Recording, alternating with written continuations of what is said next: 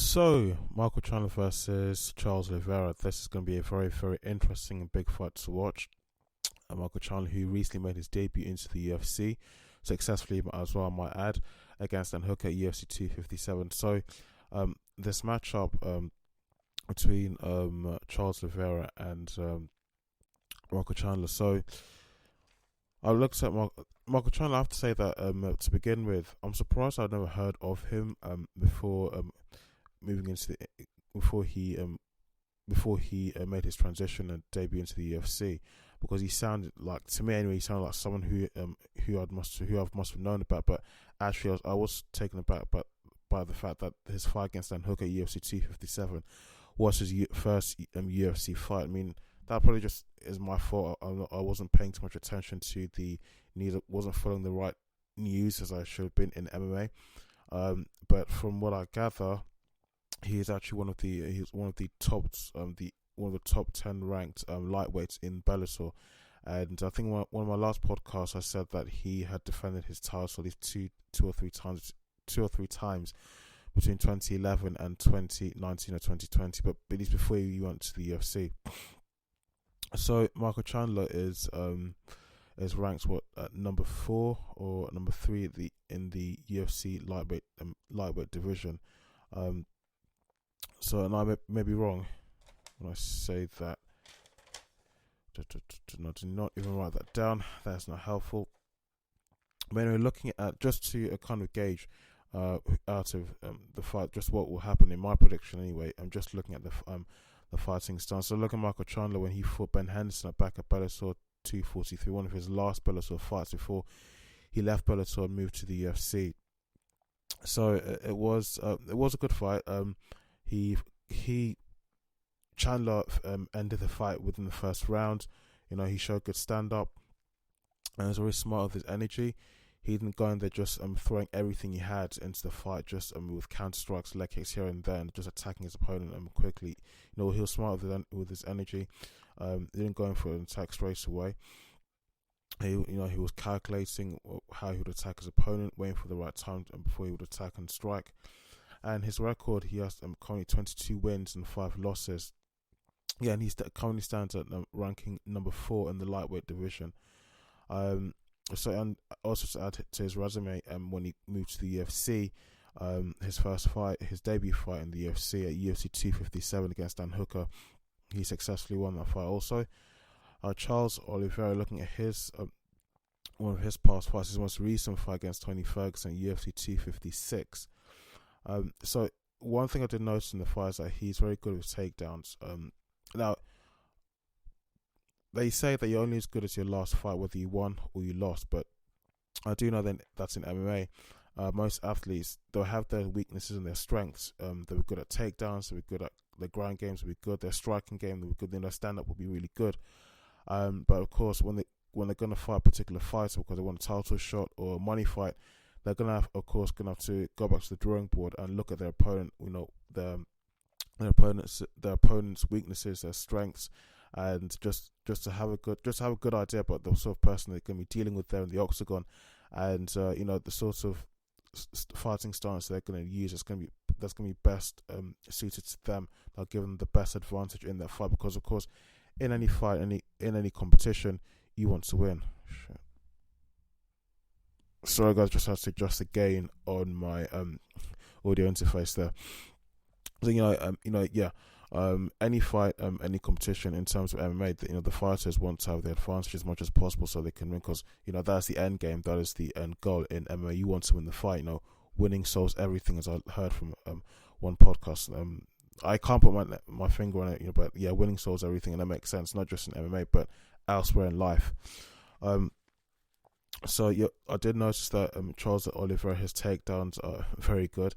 I think when he was fighting Tony Ferguson back at UFC 256, a fight that he did win, he on two occasions I saw in the fight, he managed to pick up his opponent and kind of body slammed them into a takedown. And he did a good job of keeping his opponent on the floor there. His ground game is very good. Now he has a record of 30 wins and 8 losses, and currently he stands at number 3 in the UFC in the UFC lightweight division. So between these two, I have to say that I think it'll be close, and I think if there's going to be a winner, I think it's going to be Charles Oliveira. I think it's going to be Charles Oliveira. I don't know why I keep getting tongue twisted, and why my voice keeps dying when I'm pronouncing certain names. But for the third time, I think in this fight, if it does go one way, I think the winner will be, the successor will be Charles Oliveira. I would have said Michael Chandler, because Michael Chandler looks like he can pack in a seriously heavy strike on the left, but how he's going to hit you, there's going to be a lot of power coming behind that punch, behind that strike. Well, on the other hand, Charles Oliveira, I think he has the advantage of his takedowns. His takedowns are very good, and his ground games, or grappling, wrestling game, is also very good as well. He's good at keeping his opponents on the ground for a long while. And I mean, I don't know what else or much else what else I could add to that, but in my own personal opinion, I do believe that Charles Oliveira would have the upper hand here. If it does go the other way, probably it's just by that the fight will be very close, or by sheer luck that Michael Chandler just probably gets a good knockout in there very early and just drops his opponent, very early on in the game. But it'll be interesting to see how that goes. So, and relating to this point about this fight, I should point out, and something that really should have been obvious to me, but when I looked into it, that's when I realised that it's something that should have been obvious, and something I should have picked on sooner. In that, and in the upper places, on the upper rankings of the lightweight division for the UFC, Justin Gaethje had come out recently, and he was saying that he did feel disrespected by Dana White because he had been overlooked for a chance at a title shot, because he's currently sitting at number 2 in the lightweight ranking division. Now he's got 22 wins and 3 losses, which I think is a better record than what is a better record than what Michael Chandler has. I think Michael Chandler has 22 wins but 5 losses, so just 2 more extra losses than Justin Gaethje. Now I can understand the reason why Justin Gaethje would feel disrespected, because he's currently sitting at a higher ranking than either one of these guys. So it doesn't matter who he'd be fighting, but he'd be fighting at least one of them. And when he wins, it moves him up just one place closer to getting the title shot or to the champion position. And it doesn't matter who he fights, but it gives him that advantage. And I can see what he means, because if he's sitting at a higher ranking, higher than either one of these two guys, then naturally I would assume that Dana White would have given the opportunity to him rather than giving it to either one of the other guys. So that I can understand. But I mean, what do you guys think? As well as the fight between Michael Chandler and Charles Oliveira, who do you think would win? And do you think that Justin Gaethje should have been given the opportunity to fight either one of these guys instead of one of the other two guys fighting the other guy? What do you think? Do you think the opportunity should have gone to Justin Gaethje, or do you think Dana White made the right decision, keeping it as it is between Michael Chandler and Charles Oliveira? So another question that's kind of on my mind, and quite on the minds of so many other people's on the sport, because when a fighter, unless if the telltale signs are there in terms of age, their performance isn't really what it was or what it used to be, and maybe they're just not so entertaining to watch anymore in terms of fighting. Khabib Nurmagomedov has said that he said back at was it UFC 252 or 254 or 252, I can't really remember, but the fight that he fought Justin Gaethje and won, bringing his record from 28-0 up to 29-0. He announced almost immediately after that fight that he would be retiring, and that would be it. And no more fighting for him in the sports of MMA. Thing is, once he had said that, between then and now, there was always rumors going back and forth that that he's wasn't fully retired. He wasn't retired at all. That he will be coming back to fight at least just one more fight, because his father did say that he wanted his son to, if he was going to retire or if he was going to quit the sport of mixed martial arts for any reason, he should do so when his record is at least 30-0. So there had been rumors about him. Fine, he's saying he's quit the sport. He's retired, not necessarily quit, but he's retired, and there were still rumors of talks between himself and Dana. Rumors anyway, of him coming back to the sport just to at least to fight one last time. But those rumors never came. Didn't yield anything. Or weren't true. Basically, because it didn't. I'm jumping my words here. Whatever rumors were made or were going around, they weren't entirely true, because he never ever said anything about coming back to the sport. That he would come back to fight one last time or to fight GSP, as many people were kind of rooting and hoping he would do. He actually came out and kind of rubbished those claims that he's not going to fight GSP. GSP is 40 years old now. He's too old to fight, or he's a lot older than me to fight. Leave him alone. Give him that respect.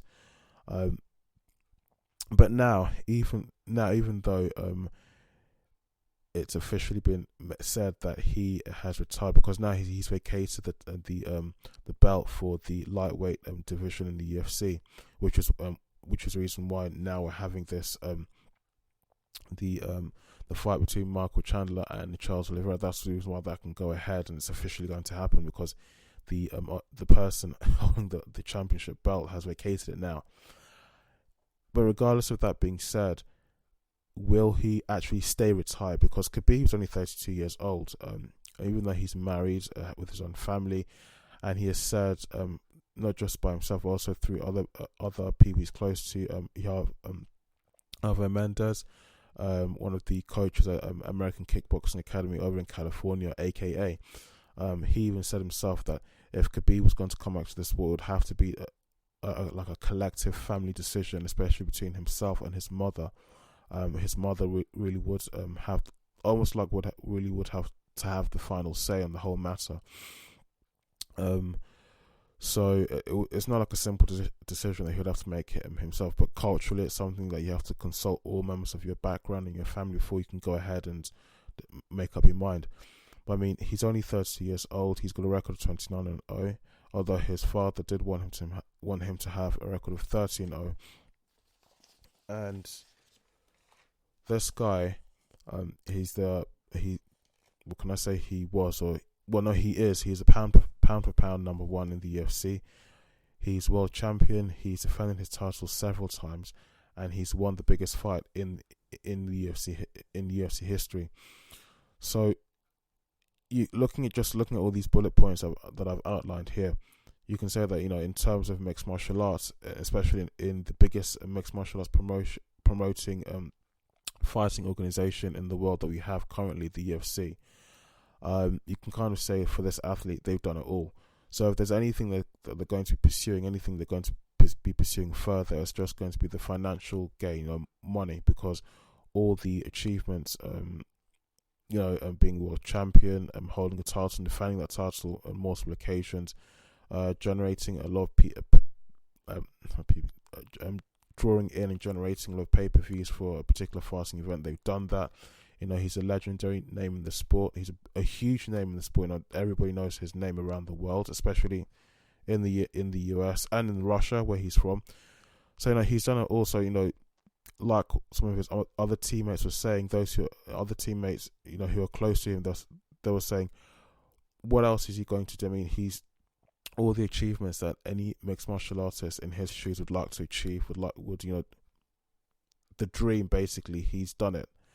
So if there's anything else that he's going to be going after or pursuing, it's going to be the financial reward. Or when I say outside of the financial reward, when I'm talking about something else other than money, maybe it's just to increase his fighting record from 29-0 to 30-0.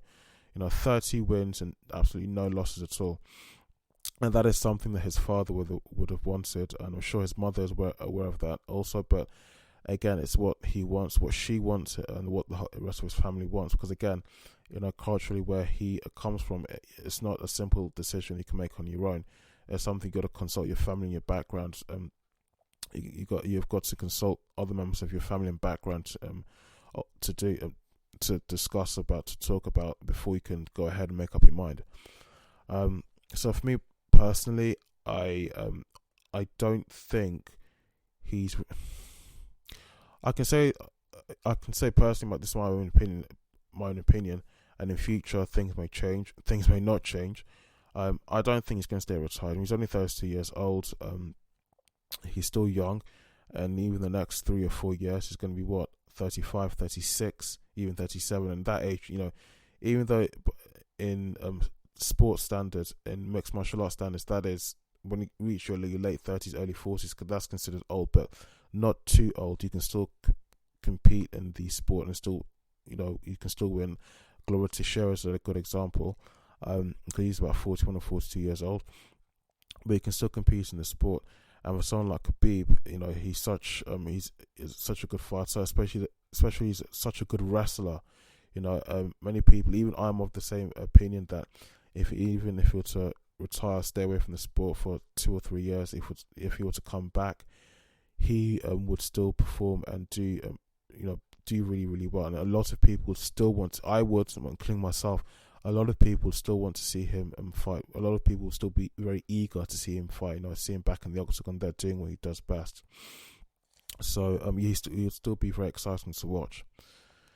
So that's I just want to give my opinion on that. Do you think he'll stay retired? Just want to put that question out there to my viewers and to my listeners. Do you think he'll stay retired?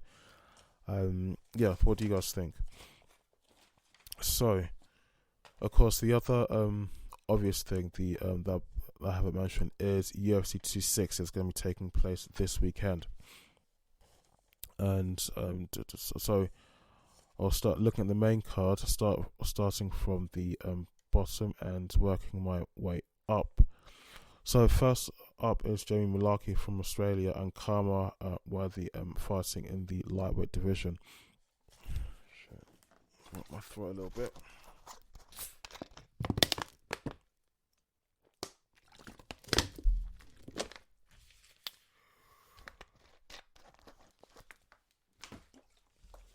So guys, Jamie Mullarkey versus Karma Worthy.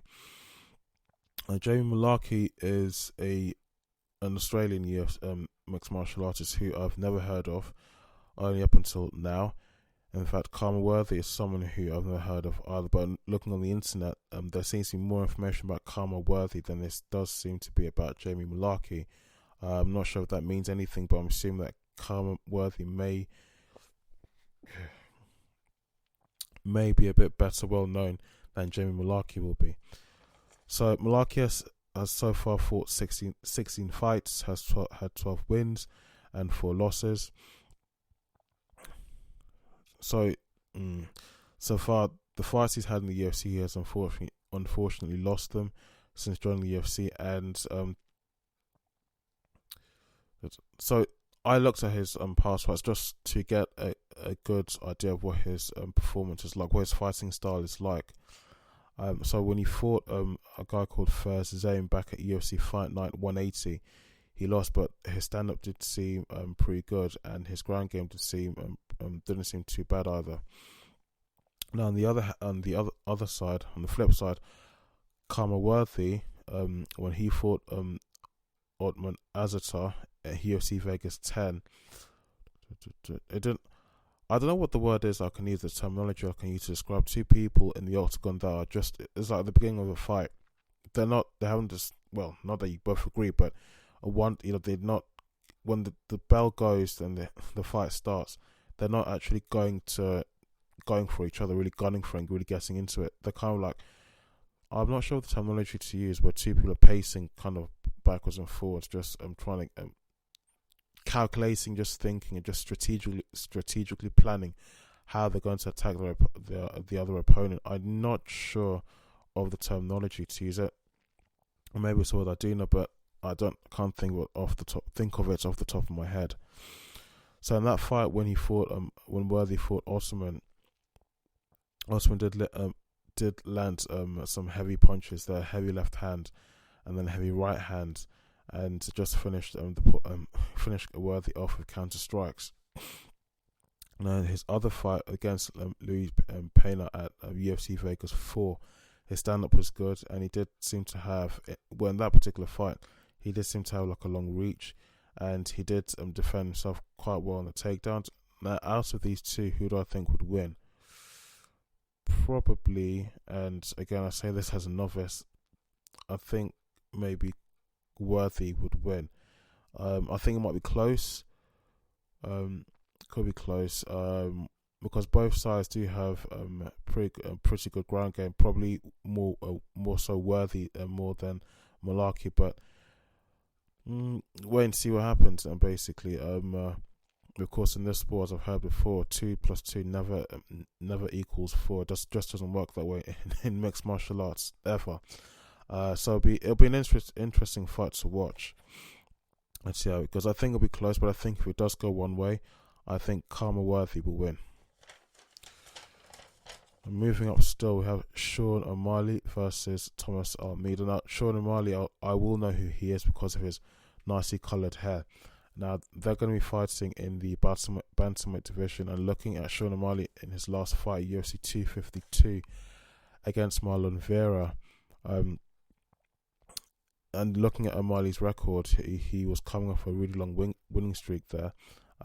His last fight was a loss, but all the rest he had won. 12 wins and just 1 loss. So in his previous fight, he did look like he was landing very good heavy kicks, and what do I call it? Yeah, push kicks. A lot of those. And he's like one of those fighters that he likes to trick and trap his opponent. Yeah, he's going to lunge forward and attack you. No, he's not going to. He pulls back. So that's his looks like his fighting style. But again, as I said at the beginning of this episode, every fighter will not necessarily fight in the same way. It depends on the sort of opponent they're fighting. They're going to fight in a way that's going to benefit them, and just to benefit them in that situation, in that particular fight, depending on who they're fighting. Now, on the other side, Thomas Almeida, his last fight against Rob Font, which was at UFC 220, that's way back in 2018.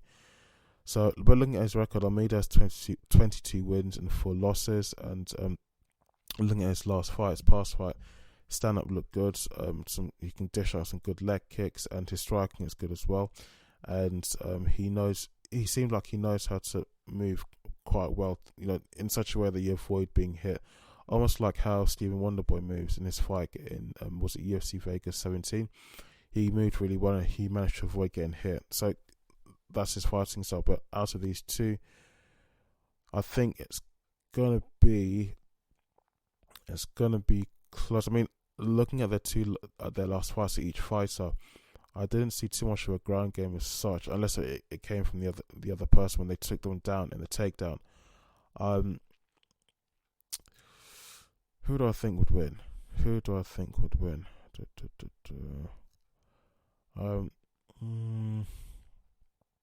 think. If I had to place my money, if I had to bet, if I was a betting person, if I was forced to bet, I probably would side with Thomas Almeida. Yeah, probably him. But again, it could go the other way. There are many fights in the past I've naively predicted that this person's going to win, and I wake up the next morning just looking at the highlights and the message feeds and all sorts of media online about it, and my jaw hits the floor when not necessarily, but unless it was a fight where I thought that it would definitely go this particular way for sure, and I see, oh wow, I was completely wrong there. Thank God I didn't bet any money. I just look and feel shocked. I mean, I was shocked back at UFC 257 when Dustin Poirier won. I generally, that's an example that I've used like a million times now. I genuinely thought that Conor McGregor would win, but it was a shock to many people. And that shock, it stayed in the American community for a good long while, because many people just talking about how Conor McGregor didn't perform well, he didn't do the right thing. People just kept on talking, just speaking about the issues. they wouldn't let it die. But people were saying that he needs to do this now, he needs to do that now, because everybody thought he would win, and that just wasn't the case. Dustin Poirier proved a lot of people wrong. So, moving on, you have Tyron Woodley and versus Vincente Luque, the welterweight division. So Tyron Woodley's most recent fight against Colby Covington, or I say it's most recent, but when he fought Colby Covington at UFC Vegas 11. So Woodley has a record of 19 wins and 6 losses. And in terms of his ground game, he does seem to be one of those fighters that does defend himself really well. And when he's been taken down and he's trying to defend himself on the ground, he does seem to do that really well. I can't say, I'm not sure I can pass proper comments on his stand-up, whether it's good or not, or whether it's kind of in the middle. I'm not gonna. Well, his stand-up. Let me say, as a novice in this sport, because I still feel like I'm learning all the time, and there's still so much about this sport that I yet to understand or yet to know. His stand-up, I'd say it's okay. I mean, he has a reach of 74 inches and his height of 5'9". But his reach, 74 inches. If that means anything, well, I'll say his stand-up's okay. Now, his opponent, Vincente Luque, when he fought Randy Brown at UFC Fight Night, UFC Vegas 5, his record, he has 19 wins and 7 losses, so almost on a comparable level with Tyron Woodley. Now, his stand-up is good, and so is his kicks and striking. His ground game is good, and he's an overall, though he's a few inches tall at 5'11", his reach is about 75 inches, so almost the same as Tyron Woodley. So these two are, if you overlook their height, the difference in their height, you can say they're almost like naturally they're a good match for each other in a fight. So who do I think would win?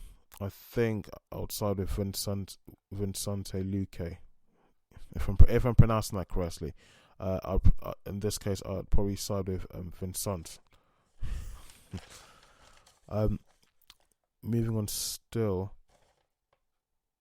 Yeah, we have the main event of the evening, Stipe versus Stipe Miocic.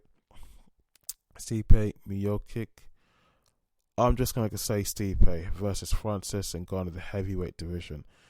So of course, in this fight, you can look up their records, but I mean, Ngannou is notorious for the power he has, and just in his leg kicks and his punches, his striking in jabs and left hooks and whatever you want to call it, the amount of power he can pack behind an attack is, it's just, it's crazy. I think Dana White read out something at one of the post press conferences after a fight or so. Well, I think it's post or pre, but at a press conference for one of the events, he said that Francis Ngannou's maximum power output when he's punching something is similar, it's almost on a par with, I think, the amount of horsepower that a particular model of truck that's made by Ford in the US. So it's crazy.